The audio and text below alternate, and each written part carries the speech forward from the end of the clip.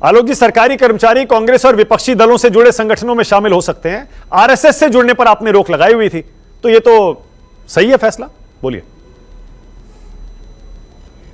देखिए, मुझे लग रहा है अगर ये सही फैसला है या गलत है, तो 10 साल से अगर ये हमने गलत फैसला किया था तो 10 साल से सरकार पकौड़े तल रही थी। ये 10 साल से क्यों नहीं ले लिया इन्होंने फैसला?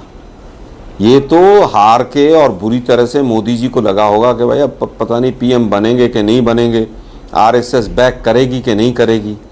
4 जुलाई को रिजल्ट आए, 9 जुलाई को ये ऑर्डर की डेट आ गई, मीडिया के साथियों को भी नहीं पता चला। मीडिया का तो खैर आजकल दयनीय स्थिति है, कोई ऑर्डर का इनको कुछ पता चलता नहीं है। वो तो पहले ही था कांग्रेस का टाइम के सब कुछ पता चलता रहता था, अब तो सब कुछ गुप्त रहता है। कल ये जानबूझ के इंटेंशनली ये चिट्ठी लीक की गई, क्योंकि आज बजट सेशन शुरू हो रहा है। आज बजट सेशन शुरू हो रहा है तो आज बजट के ऊपर डिबेट ना हो, अर्थव्यवस्था पे डिबेट ना हो, इकोनॉमिक सर्वे पे डिबेट ना हो, आज डिबेट हो आरएसएस वाला बैन हट गया। भाई 6 साल तो अटल बिहारी वाजपेयी जी रहे प्रधानमंत्री और 10 साल से मोदी जी विराजमान हैं। खैर मोदी जी तो विश्व गुरु हैं, वो तो कभी भी कुछ भी कर सकते हैं। तो मैं पूछना चाहूँगा, क्या 16 साल तक आरएसएस जो थी कहीं गलत काम कर रही थी कोई? क्या आरएसएस जो थी वो सरकारी कर्मचारियों को अपने यहाँ शाखाओं में शामिल करने लायक नहीं थी? ये सब केवल और केवल नौटंकी है। आरएसएस एक विशुद्ध राजनीतिक ऑर्गेनाइजेशन है जो 2 ही काम करती है कि कांग्रेस के खिलाफ कैसे जहर घोला जाए और हिंदू मुसलमान या किस तरह से जातिवाद और धर्म और रिलीजन का उपयोग करके बीजेपी को फायदा पहुंचाया जाए। इनकी तमाम जो शाखाओं से लोग जुड़े हुए हैं, जो समझ जाते हैं वो समझ जाते हैं, जो नहीं समझ पाते हैं उनका ब्रेन वॉश कर देते हैं। आज वही पूरी इनकी जो फेहरिस्त है पिछले 4 दिन से 5 दिन से, चाहे वो यूपी का ऑर्डर हो, वो भी विद्वेष की विशुद्ध राजनीति थी। आज जफर भाई कह रहे हैं कि साहब ये तो पूरी तरह से सुप्रीम कोर्ट का आदेश और ये और वो, इनको सब पता था कि आप गैर संवैधानिक कर रहे हैं और पहली डेट पे मामला उड़ जाएगा। लेकिन जिस तरह से किया, 4 दिन तक टीवी में डिबेट होती रही, हिंदू मुस्लिम होता रहा, कांग्रेस क्या बोलती है, कांग्रेस के तमाम लोग क्या बोलते हैं, सोशल मीडिया पर जहर चला कि मुसलमानों के खिलाफ जहर चला, और उसके बाद ये ऑर्डर आज वापस हो गया। इनका पर्पस पूरा हो गया, इनको कोई देश-वेश से मतलब नहीं। इनका 4D फार्मूला है, डाइवर्ट करो, डेविएट करो, डिनाई करो, डिस्ट्रैक्ट करो, चीजों को पूरी तरह से मना कर दो। आरएसएस वाला आदेश भी सिर्फ यही है, 4D वाला फार्मूला। देखिए, उसमें 2 एंगल दिए मैंने। एक एंगल दिया कि मोदी जी शायद डरे हुए थे कि मुझे आरएसएस बैकिंग करेगी कि नहीं करेगी। 4 तारीख को रिजल्ट आया तो 2-3 दिन पहले ही फाइल मूव होनी शुरू हो गई होगी। 9 तारीख का आदेश है ये, 9 तारीख का तो ज्वाइंट सेक्रेटरी का आदेश है, तो सेक्रेटरी से और तमाम एमएचए से फाइल घूम के गई होगी। तो ये आनन फानन में डर के मारे लिया गया डिसीजन। इनको नतीजे 4 जून को आए थे, ये आदेश 9 जुलाई का है। नहीं, मैं समझता हूं कि लगभग 1 महीना तो लगेगा ही ना फाइल वाइल में घूमने में और उसमें सब में। मेरा ये दिक्कत क्या है मुझे तो बताइए, सरकारी कर्मचारियों के आरएसएस की गतिविधियों में शामिल होने में दिक्कत क्या है? जफर इस्लाम पूछ रहे हैं। देखिए, बिल्कुल, अब मैं दिक्कत पे आता हूं। एक दल जो पूरी तरह से हमेशा से विभाजनकारी गतिविधियों में, तमाम गतिविधियों में लिप्त रहा है। आरएसएस जिसने अंग्रेजों की मुखबरी की, आरएसएस जिसने सुभाष चंद्र बोस के खिलाफ काम किया, आरएसएस जिसने इमरजेंसी में बढ़ चढ़कर कांग्रेस का साथ दिया और बाद में माफी नहीं मांगी, आरएसएस जिनके तमाम लोग 84 के दंगों में इन्वॉल्व रहे, ऑन रिकॉर्ड है ये चीजें। मैं समझता हूं कि ऐसे दल के ऊपर जिसकी एक विभाजनकारी मानसिकता रही हो और वो बीजेपी के साथ पूरी तरह से डायरेक्टली इन्वॉल्व हो, देश के प्रधानमंत्री से लेकर मंत्री संतरी सब ये कहते हो कि वो आरएसएस हमारी मां है और हम सब उसी की प्रेरणा से हम काम करते हैं, इसका मतलब कहीं ना कहीं एक दल के प्रति आरएसएस का एजेंडा है।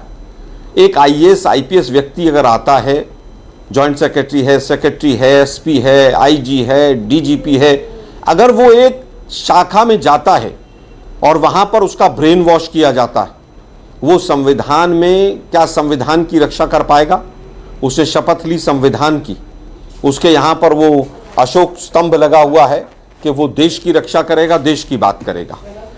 आज अगर आप एक आइडियोलॉजी के लोगों को वहां पर प्रमोट करेंगे, अफसर जब जाएंगे, 4 एसपी ऐसे हैं जो आरएसएस की शाखा में जाते हैं, 4 नहीं जाते हैं किसी राज्य में, तो स्वाभाविक है कि उनके अंदर भेदभाव आएगा। उनके बीच में आप दरार डाल रहे हैं और उनके निर्णय कैसे रहेंगे, फैसले कैसे रहेंगे, वो पूरी तरह से आरएसएस से प्रेरित रहेंगे। आज जो तमाम घोटाले हो रहे हैं उसमें आरएसएस की विचारधारा के सभी लोग हैं। वो कौन सोनी साहब हैं यूपीएससी से जो भाग के चले गए हैं, अभी कौन थे ये एक छोटी सी यूनिवर्सिटी है अहमदाबाद में, उसके वाइस चांसलर थे, आरएसएस के आदमी थे। और इन्होंने भी जहां वहां पर जो महिला जिनको अपने बाद वाइस चांसलर बना के आए हैं, वो भी इस तरह से घपले से बना के आए हैं। आलोक जी, उस महिला ने भी नाम चेंज किया था। मैंने आपसे पूछा कि सरकारी अफसरों के आरएसएस के कार्यक्रम में जाने में आपत्ति क्या है। आपने आरएसएस की सारी बुराइयां गिनवा दी और आपने उसके बाद यह भी कहा कि क्यों नहीं जाना चाहिए, क्या होगा क्या नहीं होगा। इसका मतलब किसी भी राजनीतिक संगठन से जुड़ने में आरएसएस के कर्मचारियों को नहीं जुड़ना चाहिए। आपकी दलील यह नहीं है, आपकी दलील है कि आरएसएस से नहीं जुड़ना चाहिए। कोई और राजनीतिक संगठन हो, किसी और राजनीतिक दल से जुड़ा संगठन हो, वहां जुड़ सकते हैं सरकारी कर्मचारी। नहीं, मैंने नहीं कहा ऐसा। मैंने कहा कि जो भी सरकारी कर्मचारी हैं वो राजनीति से दूर रहने चाहिए, चाहे वो कांग्रेस का दल हो, चाहे किसी का भी दल हो, वो राजनीति से दूर रहने चाहिए। उनको निष्पक्ष काम करना चाहिए, जो रूल बुक है, जो रूल ऑफ लॉ है, उसके अकॉर्डिंग काम करना चाहिए उनको। ओके। आज आप कार्यपालिका को विधायिका के साथ फंसा रहे हैं। आप कार्यपालिका को यह प्रेरित कर रहे हैं कि आप विधायिका से प्रेरणा लें। विधायिका क्या प्रेरणा देती है उससे कोई मतलब नहीं। आप विचारधारा से प्रेरणा लेकर अपनी ड्यूटीज को एग्जीक्यूट करें। आरएसएस का व्यक्ति जो एसपी और डीएम लगा होगा और वो आरएसएस की शाखा में जाता होगा, आप उससे कैसे उम्मीद करेंगे कि वो संविधान के अनुसार बराबरी का काम करेगा? बोलिए जफर इस्लाम। मैंने उसका एग्जांपल बोलिए जफर भाई, बोलिए कि आज एनटीए के चेयरमैन कौन। एक मिनट मैं अंतिम बात पूरी कर दूं, फिर जफर भाई उत्तर दे देंगे। मैं पूछना चाहता हूं, एनटीए का जो चेयरमैन है वो आरएसएस का व्यक्ति है कि नहीं? आज पूरा देश का युवा उसको थू थू कर रहा है, गालियां दे रहा है, केवल बीजेपी के अलावा। कारण क्या है? उसने घपले से छत्तीसगढ़ और मध्य प्रदेश में घपले से तमाम नौकरियां दिलवाई होंगी बीजेपी के बच्चों को। आज इसीलिए बीजेपी उसको हटाना नहीं चाहती। बोलिए जफर इस्लाम। आज नीट के एग्जाम का वही करता धरता था। गुजरात एपी सेंटर है पूरी तरह से गुजरात। अभी पीआईएल में मेरे ही ये रिक्वेस्ट थी कि आप सेंटर वाइज लिस्ट दीजिए। सेंटर वाइज लिस्ट देते ही सब कुछ सामने आ गया है कि गुजरात में एपी सेंटर था, आरएसएस इसको ऑपरेट कर रही थी, आरएसएस से जुड़े लोग ऑपरेट कर रहे थे। और आप बताइए कि एनटीए के चेयरमैन को आज तक क्यों नहीं हटाया गया? भाई बोलिए, आपकी बारी है। जफर इस्लाम, मैं जरा जवाब बोलिए। देखिए, हकीकत तो यह है कि कांग्रेस से जो प्रभावित हुए वे अधिकारी लोग हैं और सालों से हैं, जो अपना मेडल वापस करने निकल गए, रोड पर आ गए। जाहिर है कांग्रेस पार्टी के विचारधारा के लोग थे, इसलिए कांग्रेस पार्टी के बुरे समय में उनके सामने खड़े रहे। तो क्या वो लोग फैसला जब भी ले रहे थे तो देश हित पे नहीं ले रहे थे? आप ये कहना चाह रहे कि आपके हित में लिया है सब फैसला उन्होंने? इसलिए उन्होंने तो दिखा दिया भाई कि वो रोड पर आके अपना तमगा वापस कर रहे हैं आपके फेवर में। तो आप ये कहना चाहते हैं, आप इनको कटघरे में खड़ा कर रहे हैं कि हमारे समय ऐसे लोग थे जो हमारे लिए काम करते थे, देश के लिए नहीं। लेकिन मैं आपको बताना चाहता हूँ, ये विचारधारा आपकी हो सकती है, लेकिन चाहे आरएसएस हो, चाहे कोई भी ऐसी संस्था हो जो देश हित में सोचने वाली संस्था हो, उससे अगर आप जुड़े रहे, देश के लिए काम करने का, और उसका जो गाइडिंग प्रिंसिपल होगा वो कभी भी कॉन्स्टिट्यूशन होगा, तो कॉन्स्टिट्यूशन का पालन करके देश हित में फैसला लेने वाला आदमी चाहे किसी संगठन से जुड़ा रहे, तो उसमें आपको आपत्ति है। लेकिन आपके समय में आपने एरू गैरू नत्थू खैरू सबको आपने जो बड़े बड़े अवार्ड्स दे दिए, इसलिए कि वो आपके साथ थे और आपके इशारों पे काम कर रहे थे। अब तो मुझे कभी, देखिए मैं नहीं जानता हूँ ठीक से और ये बात मुझे नहीं कहना चाहिए, लेकिन मुझे किसी ने कहा था, आज वो हमारे मित्र हैं आलोक भाई, आज टीका नहीं लगा के ऐसे, नहीं तो टीका लगा के आते हैं। हमको किसी ने कहा ये भी आरएसएस से जुड़े हुए थे, लेकिन अगर नहीं जुड़े हुए थे तो कोई बात नहीं। अगर जुड़े हुए थे तो देखिए, अब आपने याद दिला दिया मुझे। प्रणब मुखर्जी बताइए, आलोक शर्मा बताइए। हाँ, और कितने सारे कांग्रेस में लोग भी हैं। प्रणब मुखर्जी गए आरएसएस के कार्यालय, खुद आलोक भाई के बारे में किसी ने कहा था, मुझे मालूम नहीं, आलोक भाई क्लैरिफाई करेंगे कि जुड़े कि नहीं, लेकिन जुड़ने से क्या है, आप यहाँ पर आप स्टैंड जो ले रहे हैं, जो आपको लगता है जहां आप काम करते हैं, जो स्टैंड ले रहे हैं ले रहे हैं, तो उसी तरह से जब कॉन्स्टिट्यूशन गाइडिंग प्रिंसिपल है, आप एसोसिएशन किसी से भी हो, लेकिन गाइडिंग प्रिंसिपल कॉन्स्टिट्यूशन है। ओके, आलोक शर्मा बोल रहे हैं, आलोक शर्मा बोलिए, आलोक शर्मा। देश हित पे होगा।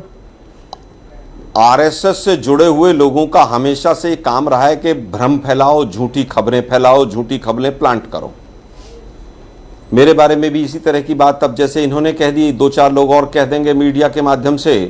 तो कहावत है कि जब तक झूठ का आप उसका पीछा करेंगे तो और ज्यादा बढ़ती चली जाएगी। इसलिए मैं इस सवाल का उत्तर भी देना ठीक नहीं समझता हूं। प्रणब मुखर्जी गए, वो राष्ट्रपति हो गए थे, वो किसी दल से उनका कोई वो सरोकार रहा नहीं था, और कहीं ना कहीं जो वो गए तो स्वाभाविक है इनकी सरकार आ गई थी। वो किस कारण से आरएसएस के कार्यालय गए, क्यों गए, वो तो बेहतर उत्तर वही दे सकते थे, आज वो उस दुनिया में नहीं। लेकिन आरएसएस का काम भ्रम और झूठ बोलना, झूठ फैलाना ही रहा है।